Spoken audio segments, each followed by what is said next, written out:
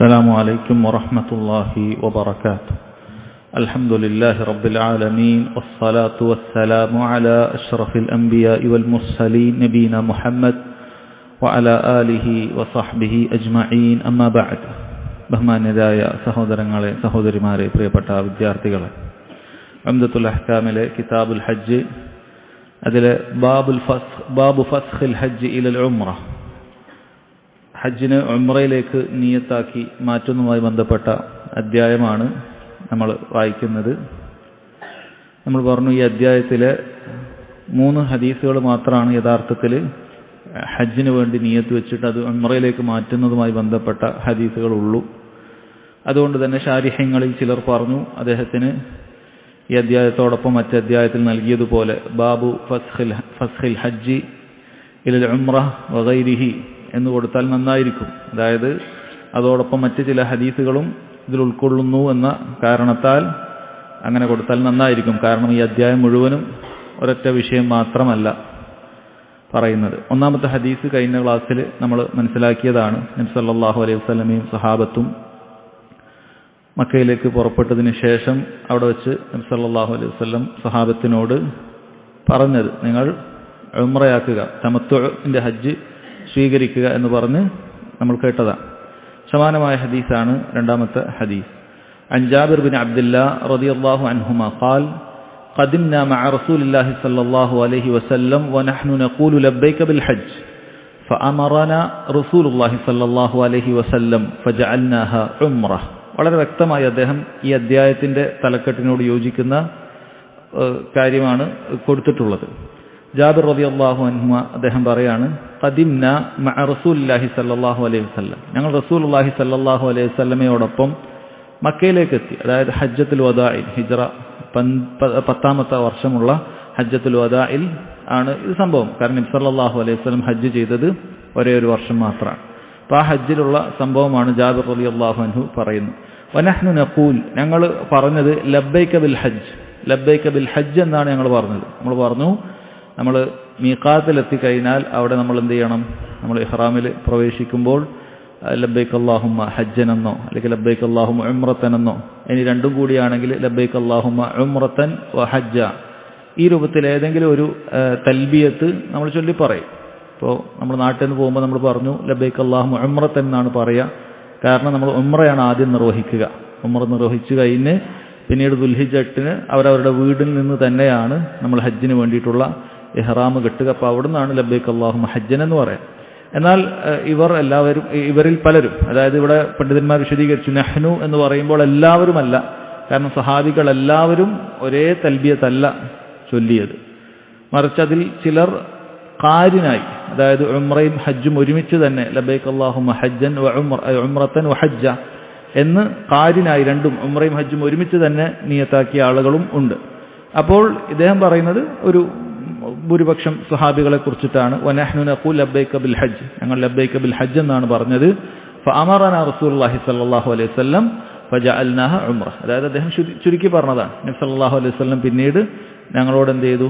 അത് ഒഴിവാകാൻ, തഹല്ലുലാകാൻ വേണ്ടി പറഞ്ഞു. അങ്ങനെ ഞങ്ങളത് ഉംറയാക്കി മാറ്റി എന്നാണ്. അപ്പം അങ്ങനെ ഉംറയാക്കാം എന്നുള്ളതിനുള്ള തെളിവായിട്ടാണ് ഈ ഹദീസ് സഹോദരങ്ങളെ കൊണ്ടുവന്നിട്ടുള്ളത്. 2 ഫായിദയാണ് ഇതിൽ ഇബ്നു ഉസൈമീൻ റഹിമഹുല്ലാഹ് കൊടുത്തത്.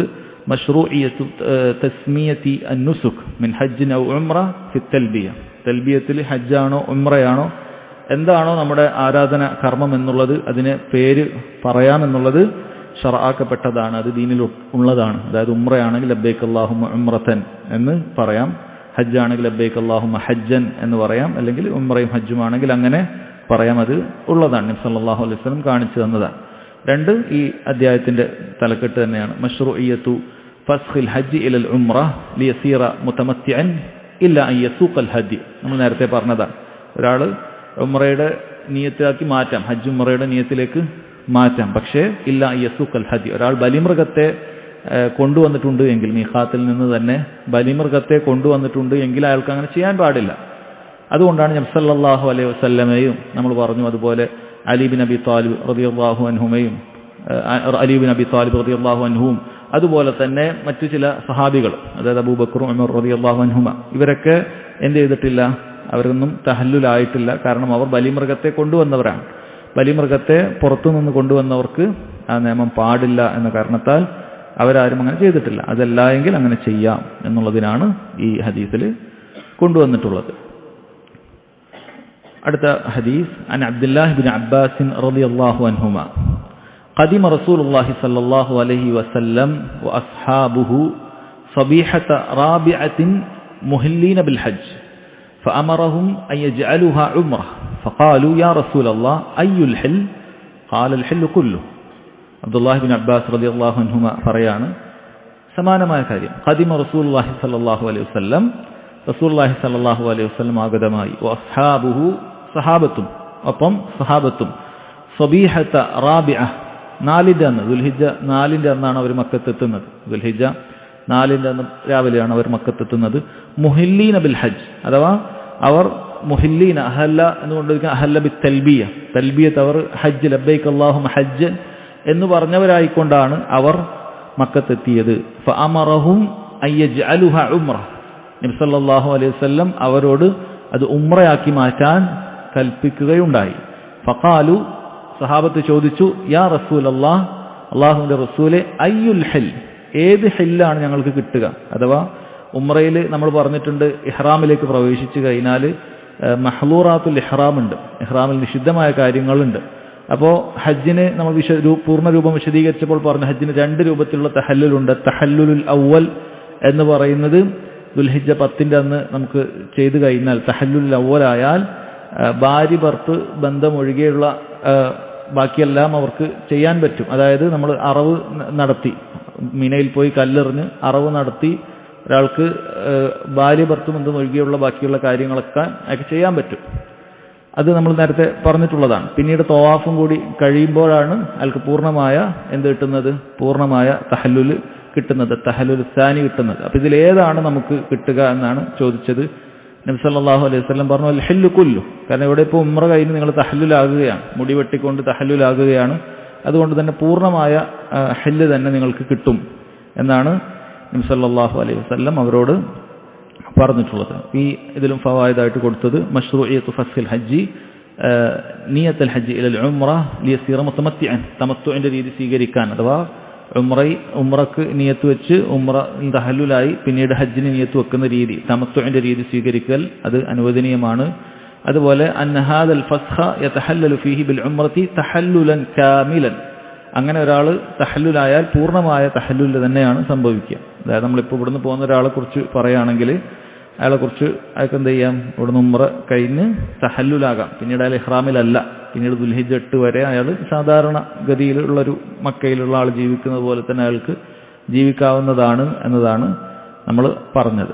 പിന്നെ ഒരു ഫായിദായി കൊടുത്തു, അന്ന തഹല്ലുല നൗആൻ, തഹല്ലുൽ 2 രൂപത്തിലുണ്ട്. കാമിലുൻ യുബീഹു ജമീഅ മഹ്ദൂറാത്തിൽ ഇഹ്റാം വനാഖിസുൻ യുബീഹു അൽ മഹ്ദൂറാത്തി സിവൻ നിസാ, 2 രൂപത്തിലാണ്. ഒന്ന് പൂർണ്ണമായി അത്തഹല്ലുൽ സാനി, എല്ലാ കാര്യങ്ങളും അനുവദനീയമാകുന്ന തഹല്ലുലുണ്ട്.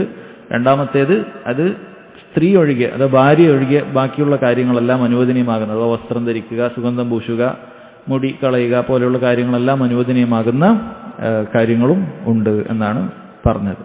മറ്റൊരു ഫായിദ മശ്റൂഇയത്തു സുആലി അനി ഷൈഇൽ മുജ്മൽ ലിയതഅത്ത ഇംതിസാലുഹു, അതായത് ഒരു കാര്യം സല്ലല്ലാഹു അലൈഹി വസല്ലം അവിടെ തഹല്ലുലായി എന്ന് പറയുമ്പോൾ അത് മുജ്മലായിട്ടാണ്. സഹാബികൾക്കത് എന്ത് തഹല്ലുലാണ് എന്നുള്ളൊരു വ്യക്തതയ്ക്ക് വേണ്ടിയിട്ട് എന്ത് ചെയ്തിട്ടുണ്ട്, അവരത് ചോദിക്കുകയാണ് ചെയ്തത്. അങ്ങനെ ചോദിക്കാവുന്നതാണ്. ഒരു കാര്യം പൂർണ്ണമായി മൊത്തത്തിലാണ് ഒരാൾ പറഞ്ഞത് എങ്കിൽ നമുക്ക് എന്ത് ചെയ്യാം, അതിനെക്കുറിച്ച് ചോദിക്കാം, അതേതാണ് ഉദ്ദേശിക്കുന്നത് എന്നുള്ളത് ചോദിക്കാം.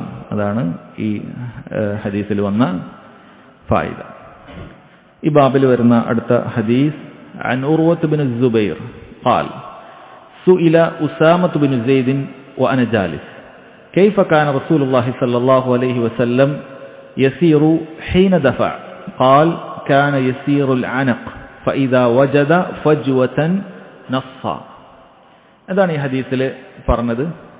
ഈ ഹദീസിൽ നബി സല്ലല്ലാഹു അലൈഹി വസല്ലം ഒട്ടകത്തിൽ യാത്ര ചെയ്ത കാര്യത്തെക്കുറിച്ചാണ് പറയുന്നത്. അഥവാ ഹജ്ജിന്റെ വേളയിൽ നബി സല്ലല്ലാഹു അലൈഹി വസല്ലം യാത്ര ചെയ്ത ഒട്ടകം അതെത്ര വേഗത്തിലായിരുന്നു എന്നുള്ള കാര്യമാണ് യഥാർത്ഥത്തിൽ ഇവിടെ സഹോദരങ്ങളെ ചോദിക്കുന്നത്. ഈ സഹാബിയായ ഉസാമത്ത് ബിൻ സെയ്ദ് റളിയല്ലാഹു അൻഹുവിന്റെ അരികിൽ ഇരുന്നു കൊണ്ട് ഈ ഹദീസ് സഹാബിയിൽ നിന്നും കേട്ടത് മഹാനായ താബിഈ ഉർവത്ത് bin Zubair റഹിമഹുള്ളയാണ്.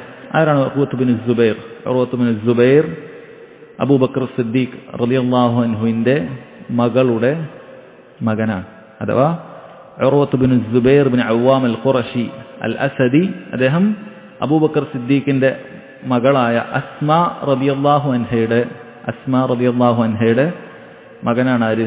ഉർവത്ത് bin Zubair bin Awwam al Qurashi al അസദി.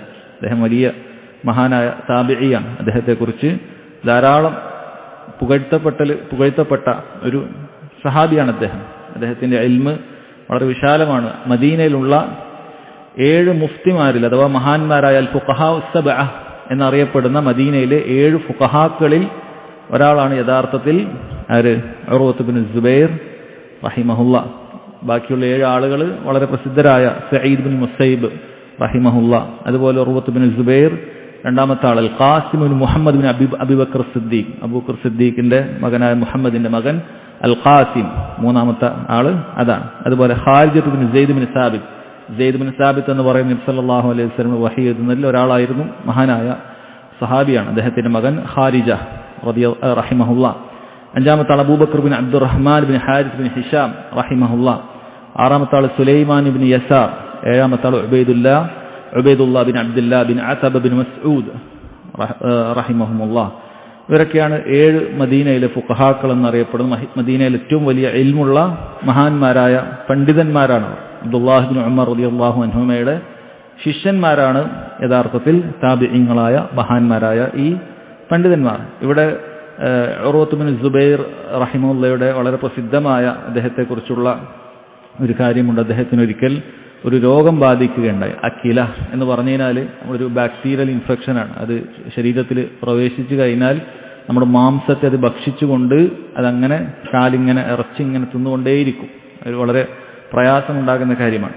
അദ്ദേഹത്തിന്റെ കാലിന് അത് ബാധിക്കുകയും അത് ഏകദേശം കണങ്കാലിന്റെ പകുതിയോളം ആ രോഗം ബാധിക്കുകയും അങ്ങനെ ഇറച്ചി അങ്ങനെ തിന്നപ്പെടുകയും ചെയ്തിട്ടുണ്ട്. അങ്ങനെ ഡോക്ടർമാർ അദ്ദേഹത്തോട് പറഞ്ഞു, താങ്കൾ ഇത് മുറിച്ചിട്ടില്ല എങ്കിൽ ഇത് കാലിന് മുഴുവൻ ബാധിക്കും, ചിലപ്പോൾ ശരീരം മുഴുവൻ ബാധിക്കാൻ കാരണമാകും എന്ന് പറയുകയുണ്ടായി. അങ്ങനെ അദ്ദേഹം അവസാനം അത് മുറിക്കാമെന്നുള്ള കാര്യത്തിന് സമ്മതിച്ചു. അങ്ങനെ അവർ അതിനു വേണ്ടിയിട്ട് മുറിക്കണമെങ്കിൽ എന്ത് ചെയ്യണം?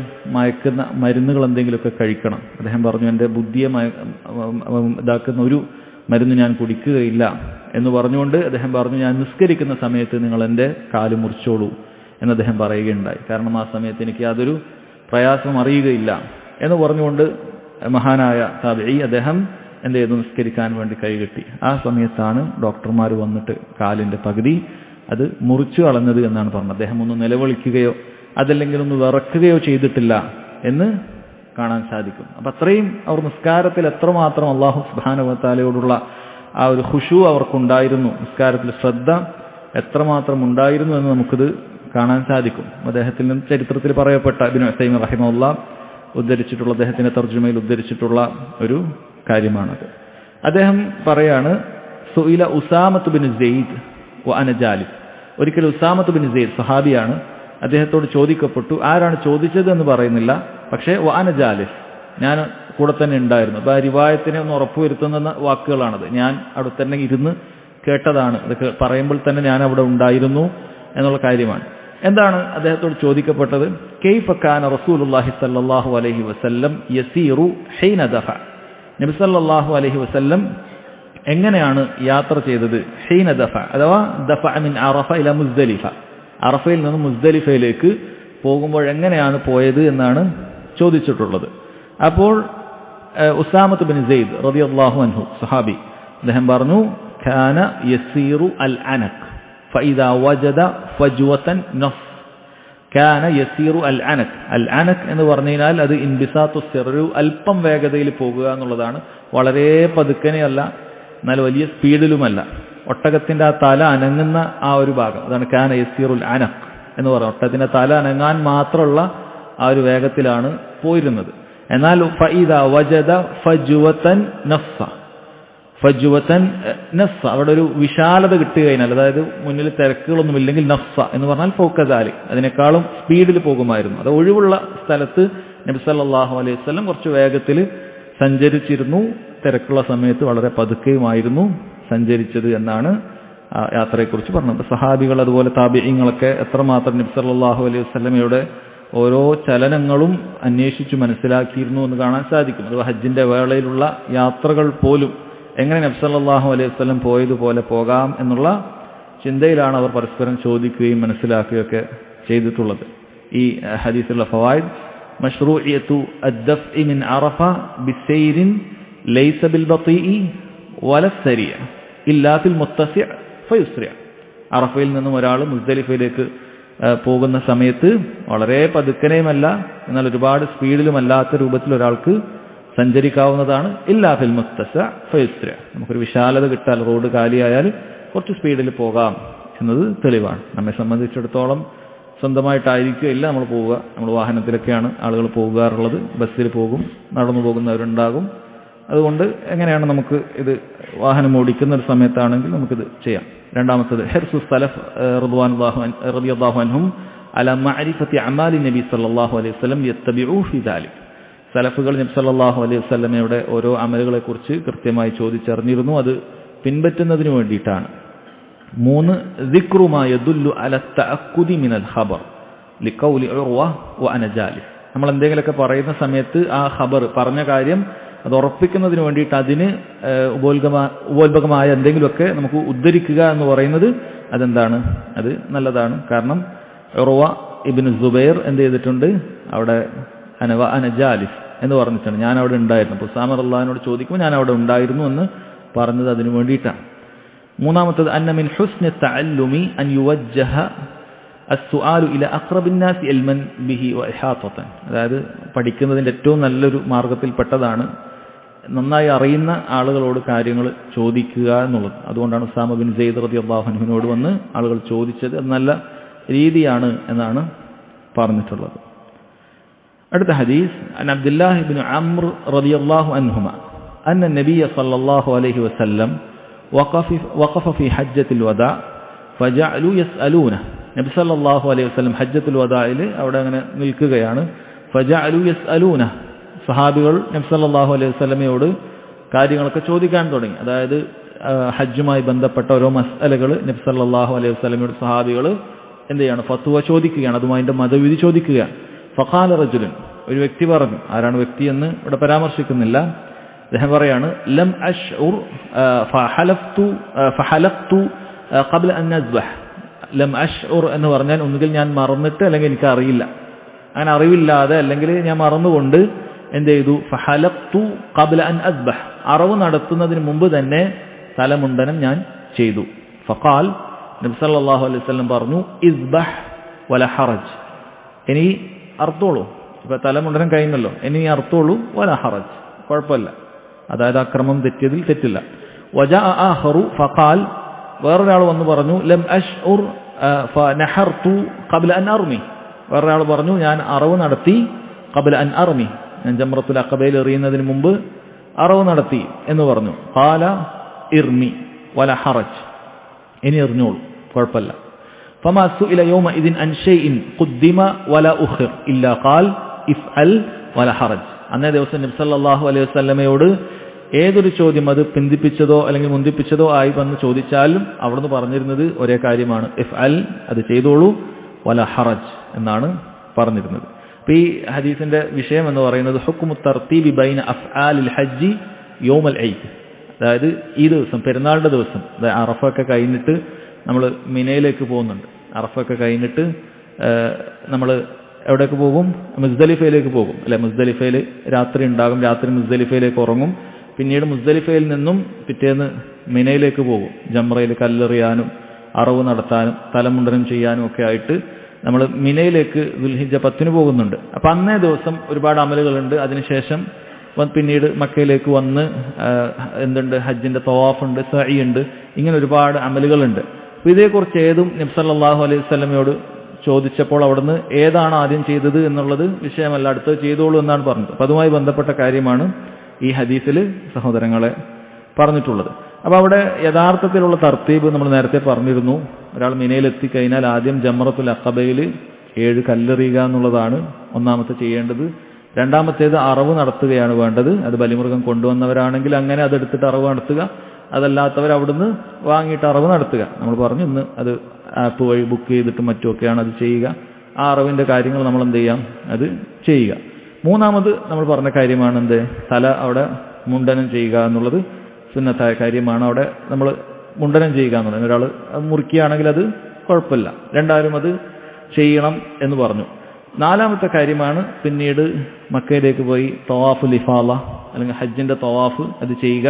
അഞ്ചാമത്തത് സഈ ചെയ്യുക എന്നുള്ളത്. ഇതാണ് അന്നേ ദിവസം ചെയ്യേണ്ട തർത്തീബ്. എന്നാൽ ഈ തർത്തീബിൽ അങ്ങോട്ടും ഇങ്ങോട്ടും ആയാൽ അത് വിഷയമല്ല എന്നുള്ള കാര്യമാണ് ഈ ഹദീസിൽ പറയുന്നത്. ചില സമയത്ത് നമുക്ക് ജംറയിൽ കല്ലെറിയുന്നതിന് മുമ്പേ തന്നെ അറവ് നടത്തേണ്ടി വന്നേക്കാം, അല്ലെങ്കിൽ അതിന് മുമ്പേ തന്നെ തലമുണ്ടനം നടത്തേണ്ടി വന്നേക്കാം. അതേതും അങ്ങോട്ടും ഇങ്ങോട്ടും മാറിയാലും നബി സല്ലല്ലാഹു അലൈഹി വസല്ലം അന്നേ ദിവസം പറഞ്ഞത് ഇഫ്അൽ വലാ ഹറജ്, ചെയ്തോളൂ, കുഴപ്പമില്ല. ഏതാണ് ആദ്യം ചെയ്തത് അത് കുഴപ്പമില്ല, അടുത്തത് ഇനി ചെയ്തോളൂ എന്നാണ് നബി സല്ലല്ലാഹു അലൈഹി വസല്ലം പറഞ്ഞിട്ടുള്ളത്. അപ്പോൾ ദീനിൽ അല്ലാഹു സുബ്ഹാനഹു വ തആല ഇങ്ങനെ ഒരുപാട് ഇളവുകൾ നമുക്ക് നൽകിയിട്ടുണ്ട് എന്നുള്ളത് കാണാൻ സാധിക്കും. അപ്പോൾ ഈ ഹദീസിലുള്ള ഫവായിദ് കമാലു നുസ്ഹി നബി സല്ലല്ലാഹു അലൈഹി വസല്ലം വഹിഫ്സിഹി അലാ തഅലീമി ഉമ്മത്തി. നബി സല്ലല്ലാഹു അലൈഹി വസല്ലം ഈ ഉമ്മത്തിനെ കൃത്യമായി പഠിപ്പിക്കുന്നതിന് വേണ്ടിയിട്ടുള്ള അവിടെ നിന്നുള്ള അങ്ങേയറ്റത്തെ ഗുണകാംക്ഷ നമുക്ക് കാണാൻ സാധിക്കും. അതുപോലെ തഖ്ദീമുസ് സായിലി ഉദ്റഹു ഇദാ ഖാലഫൽ മശ്റൂ, ശരിയായിട്ട് ചെയ്യേണ്ട ഒരു കാര്യം അതിനെ തെറ്റിച്ചാൽ ആ ചോദ്യം ചോദിക്കുന്ന ആൾ എന്ത് ചെയ്യണം, ചോദ്യകർത്താവ് ആ ഉദ്ർ മുമ്പ് പറയാം. അതായത് ഇവിടെ എല്ലാ സ്വഹാബികളും അത് പറയുന്നുണ്ട്. ലം അഷ്ഊർ എന്ന് പറഞ്ഞാണ്, ഞാൻ അറിയാതെയാണ് അല്ലെങ്കിൽ മറന്നിട്ടാണ് ഇങ്ങനെ ചെയ്തത് എന്ന് പറയുന്നുണ്ട്. അപ്പം അതിന് ഇബ്നു ഉസൈമീൻ റഹിമഹുല്ലാഹ് ഒരു ഫായിദായിട്ട് പറയാം. നമ്മൾ എന്തെങ്കിലുമൊക്കെ തെറ്റ് ചെയ്തിട്ടുണ്ടെങ്കിൽ അതിൻ്റെ ഒരു ഉസ്ർ ആമുഖം പറയുക എന്നുള്ളത് ഒരു മര്യാദയാണ് എന്നുള്ള നിലക്ക്. മൂന്നാമത്തേത് അന്നൽ അഫ്ളല തർത്തീബു ശആഇരിൽ ഹജ്ജി യൗമൽ ഈദി അലൻ നഹ്വി താലി. ഏറ്റവും അഫ്ളൽ ഈ പറയാൻ പോകുന്ന രൂപത്തിൽ നമ്മൾ ഹജ്ജിന്റെ ദിവസം, അതായത് ദുൽഹിജ്ജ 10 ചെയ്യലാണ്. അഥവാ അർറമിയു, ആദ്യം കല്ലെറിയൽ, തുമ്മൽ നഹർ അറവ് നടത്തൽ, തുമ്മൽ ഹൽ തലമുണ്ടനം ചെയ്യൽ, തുമ്മൽ ഇഫാള, പിന്നീട് എന്ത് ചെയ്യുക, ഹജ്ജിന്റെ തവാഫ് ചെയ്യുക, തവാഫിനെ തുടർന്ന് സഅയും. ഇതാണ് അതിന്റെ തർത്തീബ്. 4 അന്ന മുഖാലഫത ഹാദ തർത്തീബി ലാ ഹറജ ഫീ. ഈ തർത്തീബിന് തെറ്റായി എതിരായി ഒരാൾ ചെയ്യുകയാണ് എങ്കിൽ അതിൽ കുഴപ്പമില്ല എന്നാണ് പറയുന്നത്. അതുകൊണ്ട് സഹോദരങ്ങളെ ഇത് മനസ്സിലാക്കുക. ഹജ്ജുമായി ബന്ധപ്പെട്ട അതിൻ്റെ ഒരു എളുപ്പമാണ് ഇതിൽ മനസ്സിലാക്കേണ്ടത്. അഞ്ചാമത്തെ ഫായിദ സുഹൂലത്തു ശരീഅത്തുൽ ഇസ്ലാമിയ്യ. ശരീഅത്തുൽ ഇസ്ലാമിയുടെ എളുപ്പം. ദീനുൽ ഇസ്ലാമിൽ മനുഷ്യർക്ക് എളുപ്പമുണ്ടാക്കുന്ന നിയമങ്ങളാണുള്ളത്. ഇതിലേത് നിയമങ്ങൾ എടുത്തു നോക്കിയാലും നമ്മൾ മുമ്പ് പറഞ്ഞിട്ടുള്ളത് തന്നെയാണ്, എല്ലാം എളുപ്പമുള്ള നിയമങ്ങൾ മാത്രമേ ദീനുൽ ഇസ്ലാമിലുള്ളൂ. മനുഷ്യനെ പ്രയാസപ്പെടുത്തുന്ന ബുദ്ധിമുട്ടിക്കുന്നതായ നിയമങ്ങളൊന്നും അല്ലാഹു സുബ്ഹാനഹു വ തആല നിശ്ചയിച്ചിട്ടില്ല. അതുകൊണ്ട് ഈ ദീനിലുള്ള മുഴുവൻ കാര്യങ്ങളും എളുപ്പമാണ് എന്ന് ഒരാൾ മനസ്സിലാക്കേണ്ടതുണ്ട്. ആർക്കെങ്കിലും പ്രയാസം തോന്നുന്നുണ്ട് എങ്കിൽ അത് യഥാർത്ഥത്തിൽ അവൻ അത് ഉൾക്കൊള്ളാത്തതോ അല്ലെങ്കിൽ കൃത്യമായി പഠിക്കാത്തതോ കൊണ്ട് മാത്രമാണ്. അതല്ലാതെ പ്രയാസപ്പെടുത്തുന്ന ബുദ്ധിമുട്ടിക്കുന്ന അമലുകളൊന്നും കാണാൻ സാധിക്കില്ല. എല്ലാം എളുപ്പമാണ് ദീനിൽ അല്ലാഹു സുബ്ഹാനഹു വ തആല നിശ്ചയിച്ചു തന്നിട്ടുള്ള അമലുകൾ. ആറാമതൊരു ഫായിദ മശ്റൂഇയ്യത്തു വുഖൂഫിൽ ആലിം ഇൻദൽ അമാകിനിൽ ആമ്മ ലിഇഫ്താഇൻ നാസി വതഅലീമിഹിം. പൊതുവായിട്ട് ജനങ്ങളെ പഠിപ്പിക്കുന്നതിന് വേണ്ടിയിട്ട്, അവർക്ക് ഫത്വ നൽകുന്നതിന് വേണ്ടിയിട്ട് ഒരു പണ്ഡിതൻ എന്ത് ചെയ്യാം, ഇങ്ങനെയുള്ള സ്ഥലത്ത് നിൽക്കാം എന്നാണ് പറഞ്ഞിട്ടുള്ളത്. ഇന്നും അത് ചെയ്തു പോരുന്ന കാര്യമാണ്. സൗദി അറേബ്യയിലൊക്കെ ഇങ്ങനെയുള്ള ഹൈമകളിൽ മഹാന്മാരായ പണ്ഡിതന്മാർ അവർ ഹജ്ജുമായി ബന്ധപ്പെട്ട ഫത്വകൾ നൽകാറുണ്ട്. നബി സല്ലല്ലാഹു അലൈഹി വസല്ലം അതിന് മാതൃക കാണിച്ചിട്ടുണ്ട്. കാരണം ഹജ്ജിന് വ്യത്യസ്ത നാടുകളിൽ നിന്ന് ഒരുപാട് ആളുകൾ വരും. അവർക്ക് പല വിഷയങ്ങളും അറിയാത്തതുണ്ടാകും. ഹജ്ജിന്റെ വിഷയങ്ങളുണ്ടാകാം, അതല്ലെങ്കിൽ അതുപോലെ മറ്റ് പല മസ്അലകളൊക്കെ അറിയാൻ ആഗ്രഹിക്കുന്നവരും അറിയാത്തവരൊക്കെ ഉണ്ടാകാം. അപ്പം അങ്ങനെയുള്ള മസ്അലകളൊക്കെ പറഞ്ഞു കൊടുക്കുന്നതിന് വേണ്ടി, ഫത്വ കൊടുക്കുന്നതിന് വേണ്ടിയിട്ട് ആലിമീങ്ങളായ ആളുകൾക്ക് എന്ത് ചെയ്യാം, ഇങ്ങനെയുള്ള സ്ഥലത്ത് നിൽക്കാം, പൊതുവായ സ്ഥലങ്ങൾക്ക് നിന്ന് ഫത്വ പറയാം എന്നുള്ളതിന് തെളിവ് ഇത് പറയാം. ആറാമത്തെ ഹദീസ് അൻ അബ്ദുറഹ്മാൻ ഇബ്നു യസീദ് അൻ-നഖഈ أنه حج مع ابن مسعود رضي الله عنه فرآه يرمي الجمرة الكبرى ب7 حصيات فجعل البيت عن يساره ومنى عن يمينه ثم قال هذا مقام الذي أنزلت عليه سورة البقرة. عبد الرحمن بن يزيد النخعي അദ്ദേഹം അബ്ദുല്ലാഹി ബിൻ മസ്ഊദ് റളിയല്ലാഹു അൻഹുവിന്റെ ശിഷ്യന്മാരിൽപ്പെട്ട ഒരാളാണ്. അബ്ദുല്ലാഹി ബിൻ മസ്ഊദ് റളിയല്ലാഹു അൻഹുവിനെ കുറിച്ച് നമുക്കറിയാം. അദ്ദേഹം ചെയ്യുന്ന കാര്യം അദ്ദേഹത്തിന്റെ ശിഷ്യൻ റിവായത്ത് ചെയ്യുകയാണ്. അബ്ദുല്ലാഹി ബിൻ മസ്ഊദ് റളിയല്ലാഹു അൻഹു ഇസ്ലാമിൽ 6ാമത് കടന്നു വന്ന വളരെയധികം ശ്രേഷ്ഠതയുള്ള സഹാബിയാണ്. അദ്ദേഹം 2 ഹിജ്റ ചെയ്തിട്ടുണ്ട്. ആദ്യത്തെ അബ്സീനയിലേക്കുള്ള ഹിജ്റയും പിന്നീട് മദീനയിലേക്കുള്ള ഹിജ്റയും ഒക്കെ ചെയ്തിട്ടുണ്ട്. നബി സല്ലല്ലാഹു അലൈഹി വസല്ലം അദ്ദേഹത്തോട് പറഞ്ഞത് ഇന്നക ലഗുലാമുൻ മുഅല്ലം, നീ നല്ല പഠിച്ച കുട്ടിയാണ് എന്ന് നബി സല്ലല്ലാഹു അലൈഹി വസല്ലം പറഞ്ഞിട്ടുണ്ട്. അതുപോലെ അദ്ദേഹത്തെക്കുറിച്ച് പറഞ്ഞത് മൻ സറഹു അൻ യഖ്റഅ അൽ ഖുർആന ഗല്ലൻ കമാ നസൽ ഫല്യഖ്റഅഹു ബിഖിറാഅത്തി ഇബ്നു ഉമ്മി അബ്ദ്. അഥവാ അബ്ദുല്ലാഹി ബിൻ മസ്ഊദ് റളിയല്ലാഹു അൻഹുവിനെ കുറിച്ച് നബി സല്ലല്ലാഹു അലൈഹി വസല്ലം പറഞ്ഞു, അല്ലാഹു സുബ്ഹാനഹു വ തആല ഖുർആൻ ഇറക്കിയതുപോലെ ആരെങ്കിലുമൊക്കെ ഖുർആൻ ഓതാൻ ഉദ്ദേശിക്കുന്നുണ്ട് എങ്കിൽ അബ്ദുല്ലാഹി ബിൻ മസ്ഊദ് റളിയല്ലാഹു അൻഹുവിന്റെ അടുക്കൽ നിന്ന് ഓതി പഠിച്ചുകൊള്ളട്ടെ. അദ്ദേഹം അത്രയും വലിയ മഹാനായ പണ്ഡിതനായിരുന്നു അബ്ദുല്ലാഹി ബിൻ മസ്ഊദ് റളിയല്ലാഹു അൻഹു. അദ്ദേഹം ബദറും അതുപോലെയുള്ള എല്ലാ യുദ്ധങ്ങളിലും പങ്കെടുത്തിരുന്നു എന്ന് കാണാൻ സാധിക്കും. ഒരുപാട് ശ്രേഷ്ഠതയുള്ള സഹാബിയാണ്. ഉമർ റളിയല്ലാഹു അൻഹുവിന്റെ കാലത്ത് കൂഫയിലേക്ക് ഉമർ റളിയല്ലാഹു അൻഹു പറഞ്ഞയച്ചിട്ടുണ്ടായിരുന്നു. അവിടെയുള്ള ആളുകളെ ദീൻ പഠിപ്പിക്കുന്നതിന് വേണ്ടിയിട്ടും ഖാളിയായി തുടരുന്നതിന് വേണ്ടിയിട്ടും. പിന്നീട് ഉസ്മാൻ റളിയല്ലാഹു അൻഹുവിന്റെ കാലഘട്ടത്തിലേക്ക് അദ്ദേഹം മദീനയിലേക്ക് തിരിച്ചു വിളിക്കുകയും അങ്ങനെ അദ്ദേഹം ഹിജ്റ 32 അദ്ദേഹം മരണപ്പെടുകയുമാണ് ഉണ്ടായിട്ടുള്ളത്. ബഖീയിലാണ് അദ്ദേഹത്തെ മറമാടിയത് എന്ന് കാണാൻ സാധിക്കും. അപ്പോൾ അദ്ദേഹത്തിൽ നിന്നുമാണ് ഉദ്ധരിക്കുന്നത്. അദ്ദേഹം എന്താണ് ചെയ്തത്? അദ്ദേഹം പറയാണ് ഫറആഹു യർമി അൽ ജംറ അൽ കുബ്ര ബിസബി ഹസയാത്ത്, അതായത് ജംറത്തുൽ അഖബയിലേക്ക്, ജംറത്തുൽ കുബ്രയിലേക്ക് ആ ദിവസം അദ്ദേഹം എറിയുന്നതായി കണ്ടു. 7 കല്ലുകളാണ് എറിഞ്ഞിട്ടുള്ളത്.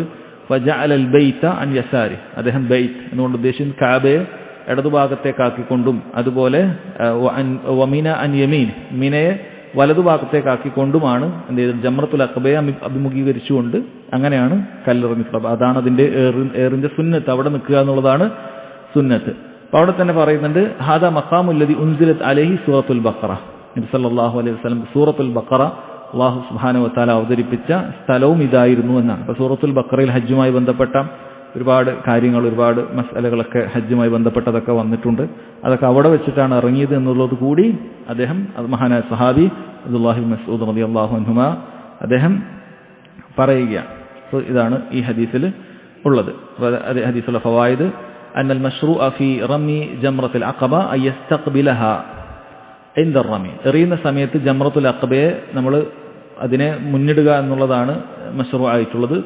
വയജ്അൽ അൽ കഅബ അൻ യസാരി, അപ്പോൾ കഅബ നമ്മളെ ഇടതുഭാഗത്തായിട്ടും വമിന അൻ യമീൻ, മീന നമ്മുടെ വലതുഭാഗത്തായിട്ടുമുള്ള ഒരു സ്ഥലത്തായിരിക്കണം നമ്മൾ എറിയേണ്ടത്. അതാണ് അതിന്റെ സുന്നത്തായ രീതി. അപ്പോൾ എന്തെങ്കിലും തിരക്ക് കാരണം ഒരാൾക്ക് ആ സുന്നത്ത് പാലിക്കാൻ പറ്റിയിട്ടില്ല എങ്കിൽ അയാൾ ഏറ് ശരിയാവാതില്ല, ഏറ് ശരിയാകുന്നതാണ്. ഇതാണ് അതിന്റെ സുന്നത്തായ രീതി എന്നാണ് പറയുന്നത്. അന്ന അദദ ഹസൽ ജിമാരി സബ്ഉൻ, 7 കല്ലുകളാണ് എറിയേണ്ടത്. 7 കല്ലുകളാണ് എറിയേണ്ടത്. നമ്മൾ നേരത്തെ പറഞ്ഞിട്ടുള്ള കാര്യമാണ് അതിന്റെ രൂപം പറയുമ്പോൾ 7 കല്ലുകളാണ്.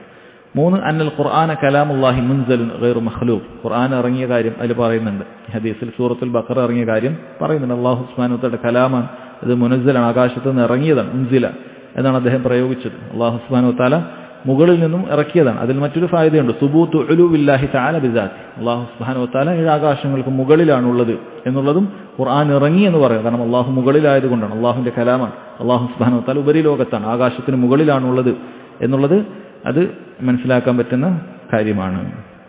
അതുപോലെ അബ്ദുല്ലാഹി മസ്ഊദ് റളിയല്ലാഹു അൻഹുവിന്റെ ഫദ്ല് നമ്മൾ മനസ്സിലാക്കി. അതുപോലെ അൽ ഹിർസു അലാ മുസാഹബത്തി ദവിൽ ഇൽമി വൽ ഫദ്ലി ഫി സഫൽ ഹജ്ജ്, ഹജ്ജിന് പോകുന്ന സമയത്ത് നമ്മൾ ആരോടൊപ്പമാണ് പോകേണ്ടത്? അറിവുള്ളവരുടെ കൂടെ പോകണം.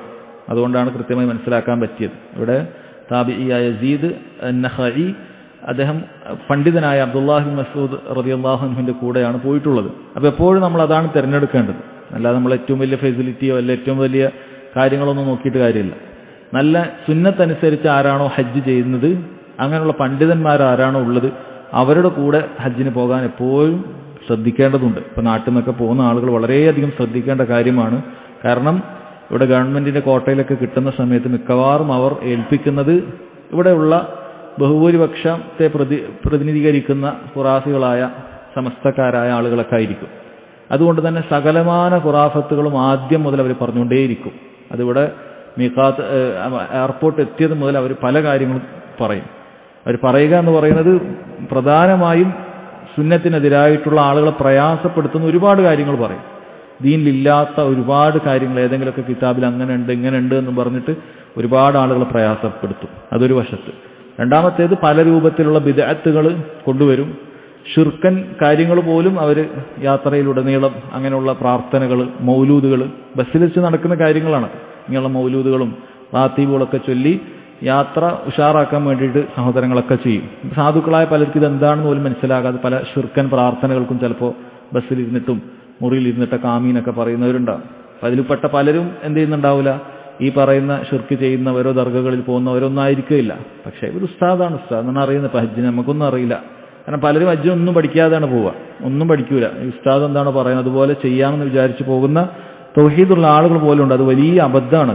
ഹജ്ജിന് വേണ്ടി നമ്മൾ അത് കിട്ടിക്കഴിഞ്ഞാൽ ഏറ്റവും ആദ്യം ചെയ്യണം അതുകൊണ്ട് പഠിക്കുക എന്നുള്ള കാര്യമാണ്. ഹജ്ജ് കൃത്യമായി ബാത്തിലാവാതെ അത് പഠിക്കാം. പരമാവധി നബി സല്ലല്ലാഹു അലൈഹി വസല്ലം ചെയ്ത ഓരോ സുന്നത്തുകളും മനസ്സിലാക്കി സഹീഹായ ഹദീസുകളുടെ പിൻബലത്തിൽ ഓരോ കാര്യത്തിലും എന്താണ് നമ്മൾ ചെയ്യേണ്ടതെന്ന് പഠിക്കാൻ വേണം. ചില ആളുകൾക്ക് അതിന് തീരെ നേരമില്ല.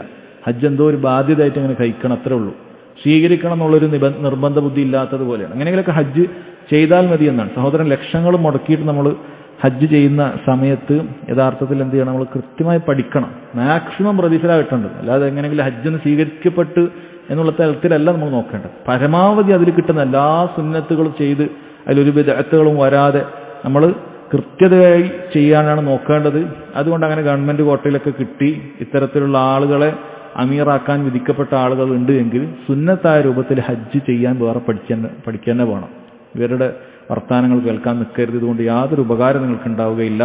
ഹജ്ജ് പരമാവധി ബാത്തിലാക്കി തരാൻ അല്ലെങ്കിൽ അതിൻ്റെ പ്രതിഫലം കുറച്ച് തരാനുള്ള പണികൾ മാത്രമേ ഇവരെടുക്കുള്ളൂ. അതുകൊണ്ട് ശരിക്കും ശ്രദ്ധിച്ച് ഇവരെ നമ്മൾ നിർബന്ധ അവസ്ഥയിൽ അവരെ കൂടെ പോകാന്നുള്ളതല്ലാതെ അവരിൽ നിന്നൊന്നും കേൾക്കാതിരിക്കാൻ ശ്രദ്ധിക്കണം. അത് പ്രത്യേകം ഓർമ്മപ്പെടുത്തുകയാണ്. ഏഴാമത്തെ ഹദീസ് عن عبد الله بن عمر رضي الله عنهما أن النبي صلى الله عليه وسلم قال اللهم ارحم المحلقين قالوا والمقصرين يا رسول الله قال اللهم ارحم المحلقين قالوا والمقصرين يا رسول الله قال والمقصرين. അബ്ദുല്ലാഹി ബിൻ ഉമർ റളിയല്ലാഹു അൻഹുമയാണ് പറയുന്നത്, നബി സല്ലല്ലാഹു അലൈഹി വസല്ലം തലമുണ്ടനം ചെയ്യുന്ന സമയത്ത് തലമുണ്ടനം ചെയ്ത ആളുകൾക്ക് വേണ്ടി പ്രാർത്ഥിച്ചു. അല്ലാഹുമ്മ റഹമിൽ മുഹല്ലിഖീൻ, അല്ലാഹുവേ നീ തലമുണ്ടനം ചെയ്ത ആളുകൾക്ക് കരുണ ചൊരിയണമേ എന്ന് നബി സല്ലല്ലാഹു അലൈഹി വസല്ലം പ്രാർത്ഥിക്കണം. അപ്പോൾ അല്ലാഹുവിൻ്റെ റഹ്മത്തിന് വേണ്ടി പ്രാർത്ഥിക്കുക എന്ന് പറയുന്നത് പണ്ഡിതന്മാർ പറയാറ് ഹുസൂലുൽ മത്ലൂബും നജാത്തു മിനൽ മർഹൂബാണ്. നമുക്ക് എന്തെല്ലാമാണോ ആഗ്രഹിക്കുന്ന ആവശ്യമുള്ള കാര്യം അതെല്ലാം കിട്ടാൻ വേണ്ടിയിട്ടുള്ള പ്രാർത്ഥനയാണ് അള്ളാഹുവിൻ്റെ റഹ്മത്ത് കിട്ടിയാൽ.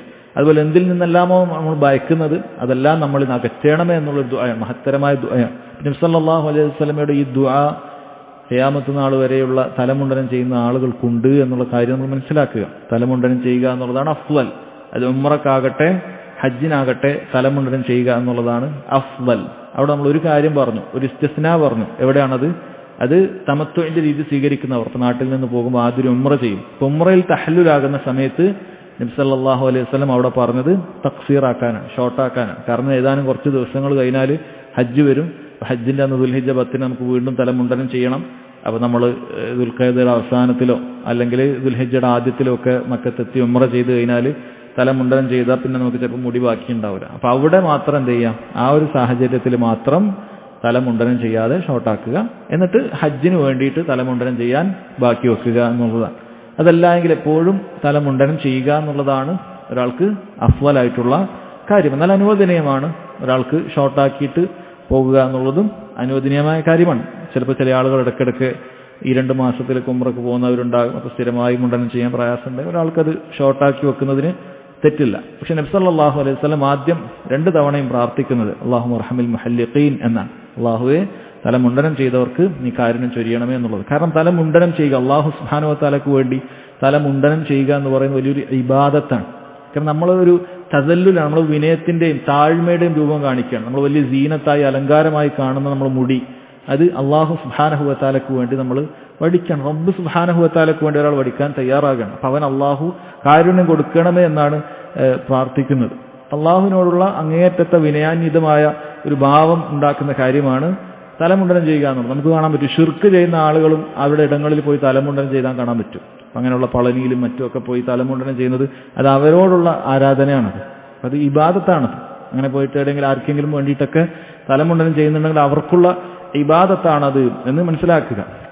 അത് ഷിർക്കുമാണ്. അതുകൊണ്ട് അല്ലാഹു സുബ്ഹാനഹു വ തആലക്ക് ചെയ്യുന്ന മഹത്തരമായ അള്ളാഹുവിനെ ആദരിച്ചുകൊണ്ടുള്ള ഒരു ഇബാദത്താണ് ഉംറയിലാകട്ടെ ഹജ്ജിനാകട്ടെ നമ്മൾ വളരെ അലങ്കാരത്തോടുകൂടി കൊണ്ടു നടക്കുന്ന നമ്മൾ മുടിയെ മുണ്ടനം ചെയ്യുക എന്നുള്ളത്. അതുപോലെ ചെയ്യുക എന്നുള്ളതാണ് നമ്മൾ ശ്രദ്ധിക്കേണ്ടത്. ഈ ഹദീസിലുള്ള ഫായിദ കമാലു നസ്ഹ നബി സല്ലല്ലാഹു അലൈഹി വസല്ലം വറഹ്മതിഹി ബി ഉമ്മത്തി. നബി സല്ലല്ലാഹു അലൈഹി വസല്ലമക്ക് ഈ ഉമ്മത്തിനോടുള്ള അങ്ങേറ്റത്തെ കാരുണ്യവും അതുപോലെ വ്യക്തമായ അവിടുത്തെ ഗുണകാംക്ഷയൊക്കെ നമുക്ക് കാണാൻ സാധിക്കും. ഹൈസു ദഅ ലിമൻ ഖാമ ബിൽ ഇബാദത്തി തശ്ജീഅൻ ലഹു വസിയാദത്തി ഫി സവാബിഹി. നബി സല്ലല്ലാഹു അലൈഹി വസല്ലം നല്ല ഇബാദത്ത് ചെയ്ത ആളുകൾക്ക് വേണ്ടി പ്രാർത്ഥിക്കുക, ദുആ ചെയ്യുക. നബി സല്ലല്ലാഹു അലൈഹി വസല്ലം അത്രയും സഹാബികൾ അമലുകൾ ചെയ്യുന്ന സമയത്ത് പ്രാർത്ഥിക്കുകയാണ്. അത് അവിടുത്തെ വലിയ കാരുണ്യമാണ്. അതുപോലെ തന്നെ അങ്ങേറ്റത്ത് ഗുണകാംക്ഷയാണ് നബി സല്ലല്ലാഹു അലൈഹി വസല്ലം ഉമ്മത്ത് നന്നായി അമൽ ചെയ്യാൻ വേണ്ടി അവിടുന്ന് ആഗ്രഹിച്ചിരുന്നു എന്ന് കാണാൻ സാധിക്കും. 2 അന്നൽ ഹൽഖ വത്തഖ്സീറ മിൻ മനാസിക്കിൽ ഹജ്ജ് വൽ ഉംറ لأن النبي صلى الله عليه وسلم دعا لفاعليهما. തഖ്സീറും ഷോട്ടാക്കലും അതുപോലെ ഹൽക്കും മുണ്ടനം ചെയ്യലും ഒക്കെ അത് അമലിൽ പെട്ടതാണ്. നബി സല്ലല്ലാഹു അലൈഹി വസല്ലം രണ്ടു കൂട്ടർക്കും വേണ്ടി അവസാനം പ്രാർത്ഥിച്ചു. അന്നൽ ഹൽക അഫ്ളൽ മിന തഖ്സീർ. എന്നാൽ മുണ്ടനം ചെയ്യുക എന്നുള്ളതാണ് ഷോട്ടാക്കുന്നതിനേക്കാൾ അഫ്ളൽ. നമ്മൾ താഴെ പറഞ്ഞ ആ സാഹചര്യങ്ങളിൽ ഒഴികെ മുത്തമത്തിയായി നമ്മൾ നാട്ടിൽ നിന്ന് പോകുന്നവർ ആദ്യം തന്നെ മുണ്ടനം ചെയ്യാൻ നിൽക്കരുത്. ഷോട്ടാക്കിയിട്ട് പിന്നെയാണ് മുണ്ടനം ചെയ്യേണ്ടത്. അതുപോലെ തന്നെ നബി സല്ലല്ലാഹു അലൈഹി വസല്ലം ഹുസ്നുൽ ഖുലുഖും ഒക്കെ നമുക്ക് ഈ ഹദീസിൽ കാണാൻ സാധിക്കും.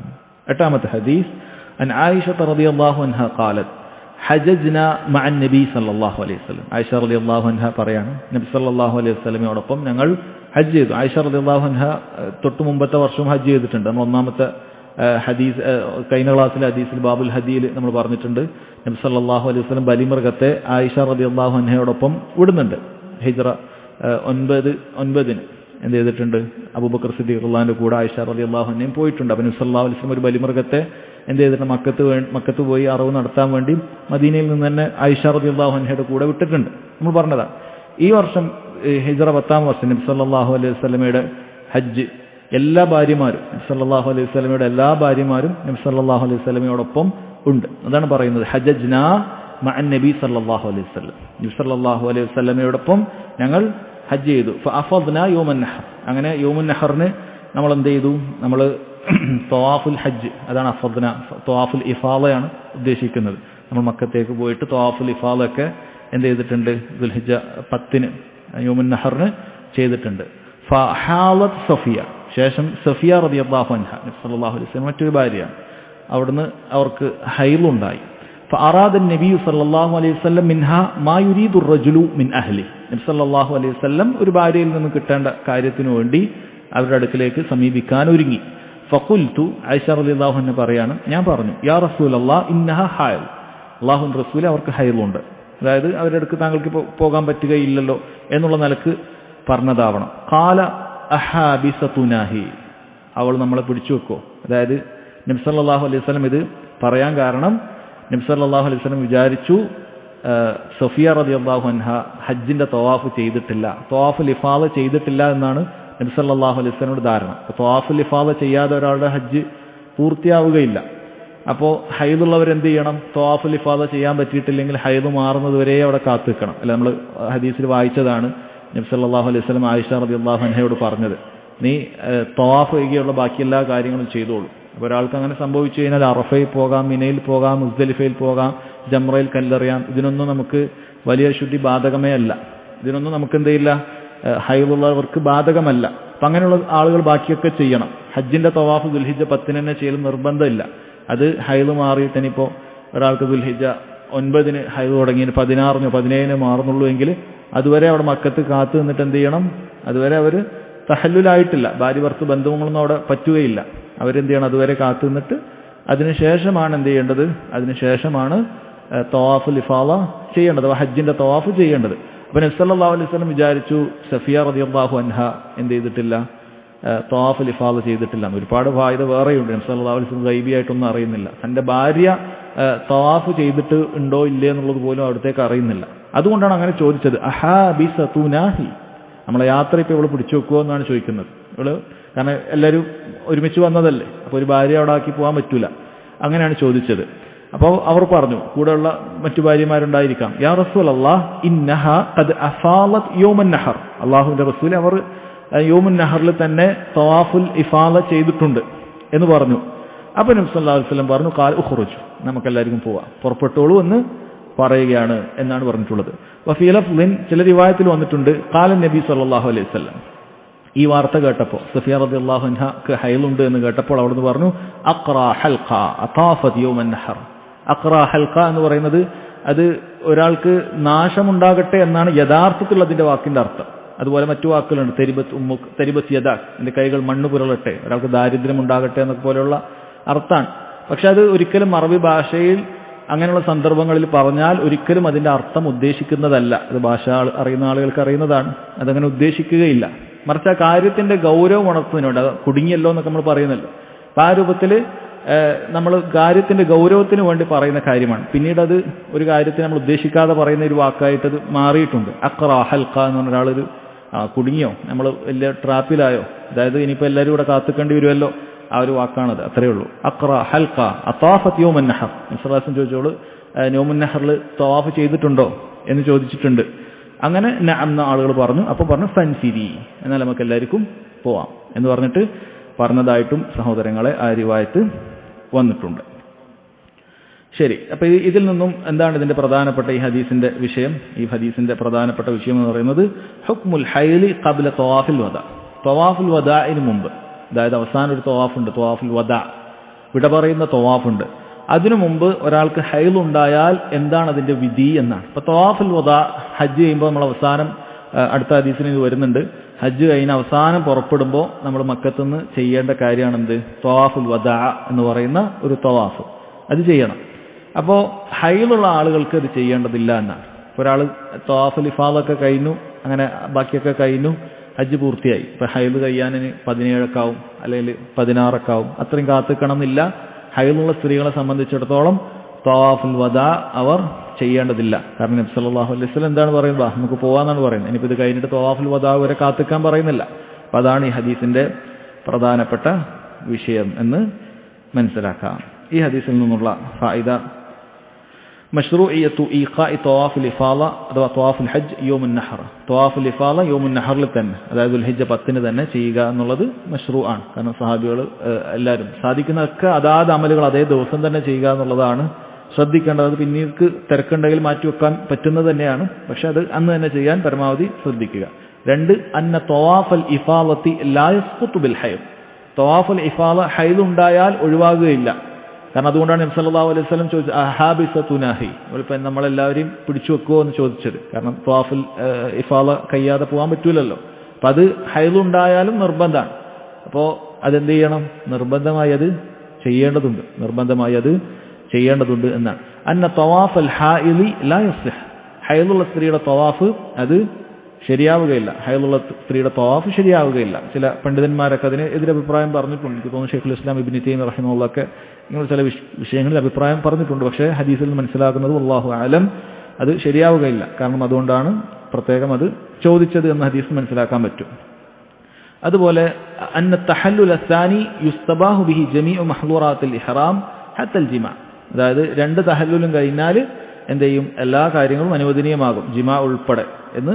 അപ്പോൾ നബി സല്ലല്ലാഹു അലൈഹി വസല്ലം വീട്ടിലേക്ക് പോകാനുമായി ബന്ധപ്പെട്ട വിഷയത്തിൽ നിന്നാണ് ഇത് പറഞ്ഞിട്ടുള്ളത്.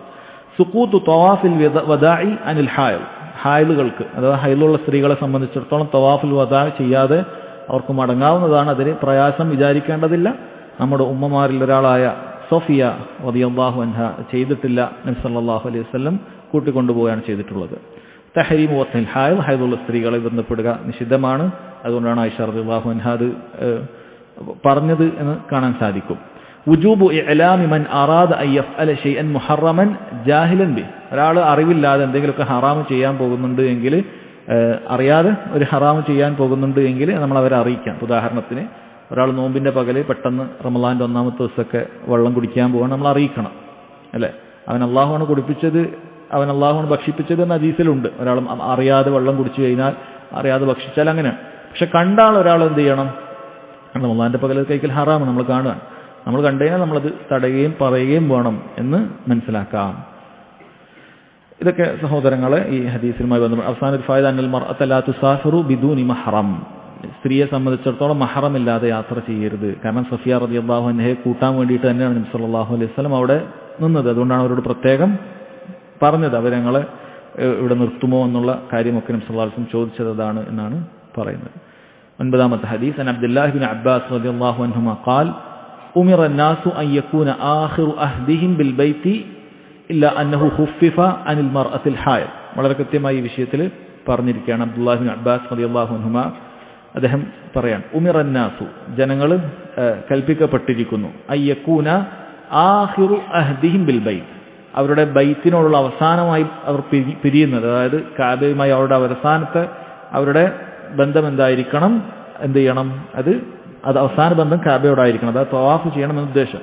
ഇല്ല അന്നഹു ഖുഫിഫ അനിൽ മർഅത്തിൽ ഹായിൽ, എന്നാൽ ഹൈദുള്ള സ്ത്രീകളെ സംബന്ധിച്ചിടത്തോളം അതിൽ ഇളവ് നൽകിയിട്ടുണ്ട് എന്നാണ് പറയുന്നത്. ഇത് നബി സല്ലല്ലാഹു അലൈഹി വസല്ലം പറഞ്ഞതായിരിക്കണം. അതാണ് അതുകൊണ്ട് അദ്ദേഹം ഉമിറന്നാസു എന്ന് പറഞ്ഞത്.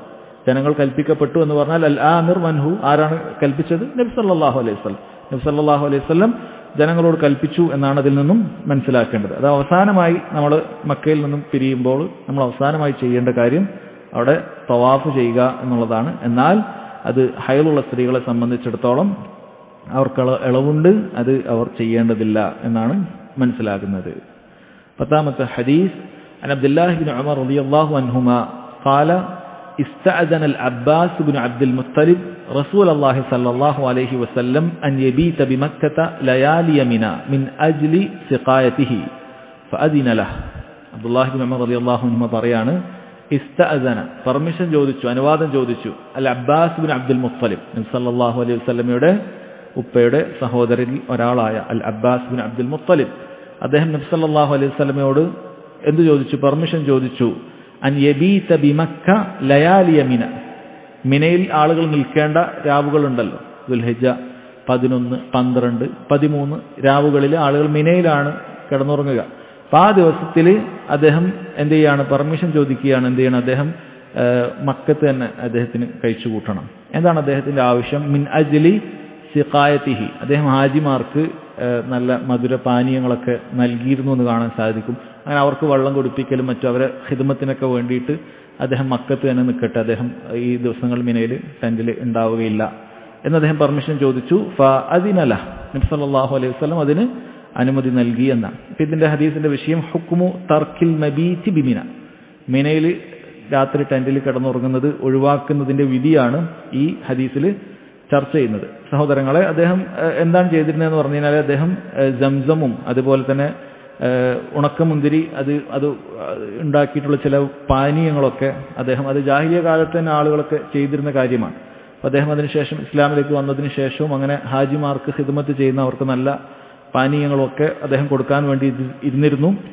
അപ്പം അങ്ങനെയുള്ള വലിയൊരു മസ്ലഹത്ത് അവിടെ ഉള്ളത് കൊണ്ട് നബി സല്ലല്ലാഹു അലൈഹി വസല്ലം എന്ത് ചെയ്യുകയാണ്? അവിടെ അനുമതി നൽകുകയാണ്. അതുകൊണ്ട് തന്നെ ഈ ഹദീസിൽ പണ്ഡിതന്മാർ പറഞ്ഞ ഫായിദയിൽപ്പെട്ടതാണ് സുക്കൂത്തുൽ മബീതി അൻ അഹ്ലി സിഖായ, അങ്ങനെ വെള്ളം കൊടുക്കുക, അങ്ങനെയുള്ള പ്രധാനപ്പെട്ട ജോലിയൊക്കെ ഉള്ള ആളുകൾക്ക് മിനയിലുള്ള രാത്രി കിടന്നുറങ്ങുക എന്നുള്ള കാര്യം അത് ഒഴിവായി കിട്ടും. വയൽഹഖു ബിഹിം കുല്ലു മൻ ഇസ്തഗല ബിമസ്ലഹത്തിൻ ആമ്മ കരിജാലിൽ മുറു, ഇത് എല്ലാവർക്കും ഈ പോലെ ജനങ്ങളുടെ പൊതു ആവശ്യങ്ങൾക്കൊക്കെ വേണ്ടി പണിയെടുക്കുന്ന ആളുകൾക്കൊക്കെ ബാധകമാണ്. അപ്പോൾ ഈ ഇതിന്റെ ട്രാഫിക്കൊക്കെ കൺട്രോൾ ചെയ്യുന്ന ആളുകളും പോലീസ് ഉദ്യോഗസ്ഥന്മാരും ഒക്കെ ഉണ്ടാവും. അപ്പോൾ ഇവർക്ക് ഹജ്ജ് എല്ലാ ദിവസവും 5 ദിവസമൊന്നും ഇവർക്ക് അവിടെ പറ്റിക്കൊള്ളണം എന്നില്ല. അപ്പോൾ അവർക്ക് എന്ത് ചെയ്യാം? അങ്ങനെയുള്ള ആളുകൾക്ക് അവിടെ മിനയിൽ രാത്രി കിടന്നുറങ്ങുന്നതിൽ ഒഴിവായിട്ട് അവർക്ക് മക്കത്ത് എന്തെങ്കിലും ഡ്യൂട്ടി ഉണ്ട് എങ്കിൽ, അതുമായി മക്കയുമായി ബന്ധപ്പെട്ട ഡ്യൂട്ടികൾ, ഹറമിലുള്ള ഡ്യൂട്ടികളൊക്കെ ഉള്ള ആളുകൾ ഉണ്ട് എങ്കിൽ അവർക്കതിൽ ഇളവുണ്ട് എന്നാണ് പറയുന്നത്. അതല്ലാത്ത ആളുകളെ സംബന്ധിച്ചിടത്തോളം വുജൂബു മബീത്തിൽ ഹജ്ജാജ് ബിമിന ലയാലി അയ്യാമ തശ്രീഖ് ഇല്ലാ മൻ തഅജ്ജല ഫയസ്ഖുതു അൻഹുൽ മബീത ഫി സാലിസ. നമ്മൾ നേരത്തെ പറഞ്ഞ കാര്യമാണ്, വാജിബുകളിൽപ്പെട്ട ഒരു കാര്യമാണ് മിനയിൽ രാത്രി കഴിച്ചു കൂട്ടുക എന്നുള്ളത്. അത് 11, 12, 13 രാത്രിയിലാണ്. ആരെങ്കിലും 12-ന് പിരിഞ്ഞു പോകാൻ ഉദ്ദേശിക്കുന്നുണ്ട്, 13-ന് ഉദ്ദേശിക്കുന്നില്ലെങ്കിൽ അവന് പോകാവുന്നതാണ്. ഖുർആനിലെ ആയത്ത് നമ്മൾ പറഞ്ഞതാണ്. അതല്ലാത്തവർക്കത് നിർബന്ധമാണ് എന്നാണ് പറയുന്നത്. അടുത്ത ഹദീസ് عن عبد الله بن عمر رضي الله عنهما قال